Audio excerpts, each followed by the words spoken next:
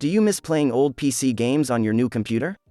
Don't worry, you can still enjoy those classics by following these simple steps to install them on your new computer. First, download a DOS emulator like DOSBox, which is a free emulator that you can easily find with a quick internet search.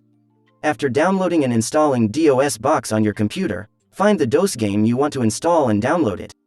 You can search for it online, but the DOSBox.com forum might be able to connect you to the game you're looking for sooner. If the DOS game software you download is bundled with installation instructions, make sure to follow all included directions.